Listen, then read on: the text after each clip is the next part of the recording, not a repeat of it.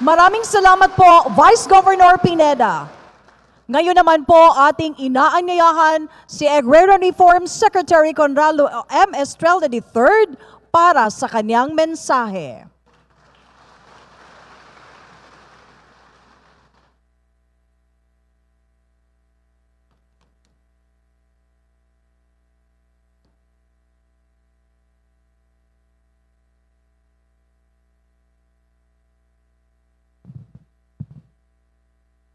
Ang atin mahal na Pangulo, His Excellency President Ferdinand Marcos Jr. Palakpakan po natin. At ang atin pong magiting na senador na napakasipag pong tumutulong sa mga agrarian reform beneficiaries tuwing budget hearing. Siya ho ang unang-unang sumusuporta sa Department of Agrarian Reform, Senator Francis Tolentino. At ganoon din ho, siyempre, ang aking ina,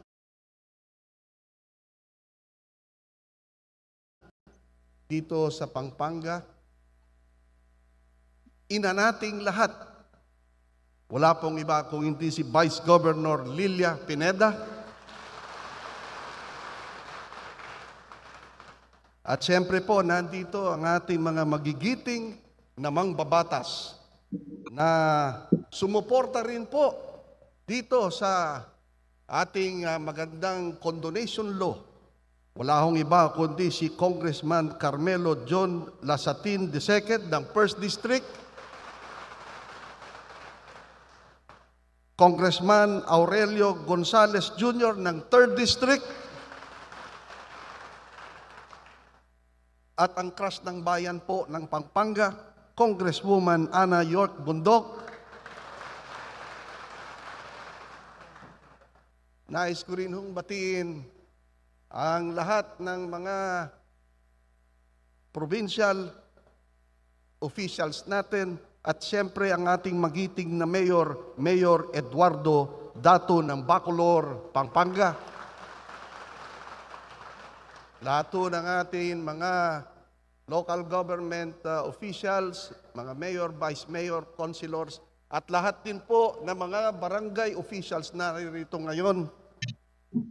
Naririto rin po ang mga undersecretary ng Department of Agrarian Reform, lahat na ang ating director, regional assistant directors, lahat po ng mga tigadar, at lalong-lalo na po gusto ko rin humbatiin ang mga tiga-register of deeds dahil ho sa inyo napabilis ang pamimigay natin ng mga titulo. Ganon din ho ang mga tiga-Land Bank of the Philippines na malaki po ang inilaan nilang salapi upang ipautang sa atin mga magsasaka. Napakababa ng interes at napakadali ng umutang ngayon, ngunit sana magbayad kayo pag umutang kayo. At siyempre, nais ko rin hong batiin, siyempre, ang superstar ho ngayong araw na ito ay walang iba kung hindi lahat po ng atin mga magiting na agrarian reform beneficiaries, ang mga magsasaka ng Pampanga. Pilitin ko hong magsalita ng Kapampangan. Hindi ho ako masyadong natuto magsalita ng Kapampangan kasi dalawa hong Kapampangan ang niligawan ko nung binata pa ko. Ngunit hindi ho nila ako sinagot. Mayap aabak po kay kuya, kay kayungan, matula kung may kapunta kay ni probinsya ning Pampanga. Ali, yuman po kukutang, para kako po, ing peka manyaman ang pamangan ing luto ng naning Kapampangan. Naintindihan ho ba ninyo yung sinabi ko? Mabuti pa kayo, ako hindi. Ngunit, siyempre alam ko ang aking sinasabi. Sadyang totoo po yun, na ang pinakamasarap na luto ay luto ng kapangpangan. Kapag kapangpangan po nagluluto, ay sigurado ho, ako'y dumadalo at ako'y kumakain ng marami. Ako'y nabubusog.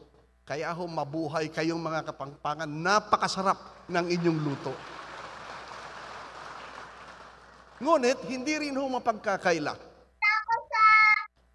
na ang pinakamasarap magluto naman ng mga ikabubuti, ikakaunlad ng buhay ng mga magsasaka, ng mga agrarian reform beneficiaries ay ang mga Ilocano. Sapagkat ang kasalukuyan nagluluto po ng ikakaunlad, ikauunlad, ikabubuti ng buhay, libreng lupa, suporta sa ating mga magsasaka ay walang iba kung hindi ang Ilocano na katulad ng ating mahal na Pangulo, President Ferdinand Bongbong Marcos Jr. Ako rin po, Ilocano rin po ako. Ang Secretary ng Department of Away and Reklamo. Kaya ho, kami ho ng ating mahal na Pangulo, at ganoon din ho ang ating mga mangbabatas, ang ating mga opisyal, magtutulong-tulong po kami. Hindi kami titigil hanggat hindi makabangon ang lahat ng ating mga magsasaka. Hindi ko na po papatagalin ang aking pagtatalumpati at pakinggan natin ang ating mahal na Pangulo sa amin programa, sa programa ng ating Pangulo, ang kanyang mga iniluluto na masarap para sa atin mga magsasaka. Maraming salamat po and God bless all of you. Maraming salamat po, Secretary Estrella. Sa puntong ito, dadako na po tayo sa ating ceremonial distribution of certificates of Land Ownership Awards.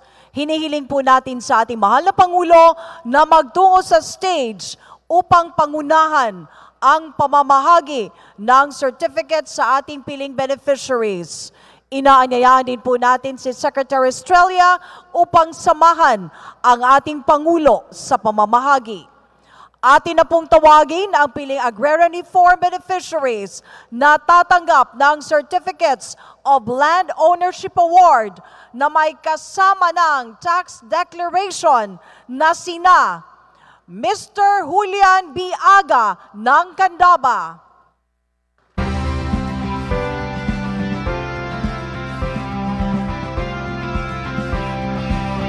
Mr. Librado Calilong ng Bacolor,